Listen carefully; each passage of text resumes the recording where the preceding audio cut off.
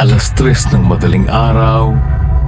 Sabi nila, ito raw ang oras na manipis ang pagitan ng mundo ng tao at nang hindi ako naniniwala noon.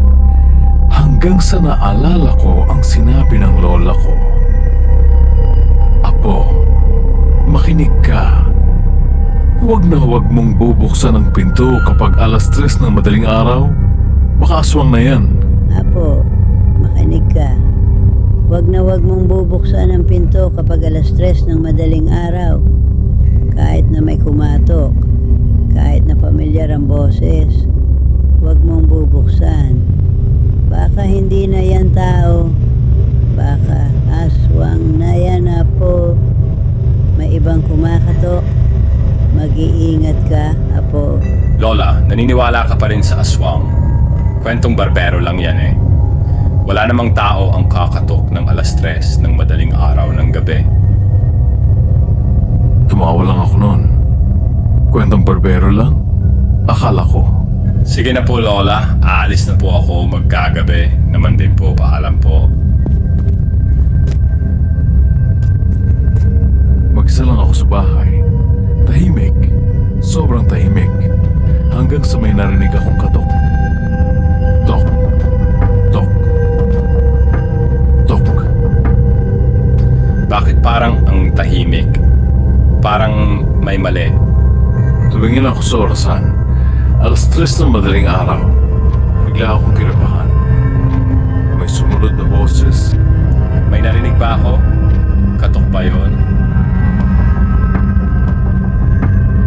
Dahan-dahan. Pero malinaw. Ma, ikaw ba yan? Pero, imposible. Nasa probinsya ka. Bakit ako lumalapit? Hindi ko gustong buksan. Pero parang may humihila sa akin. Ano yon? Bakit ganun yung paa?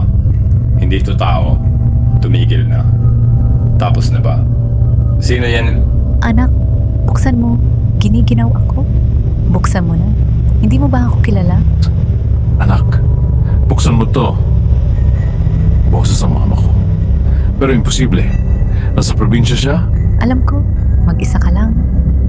Mas lumakas ang katok. Tok! Tok! Tok! Buksan mo na! Giniginaw ako.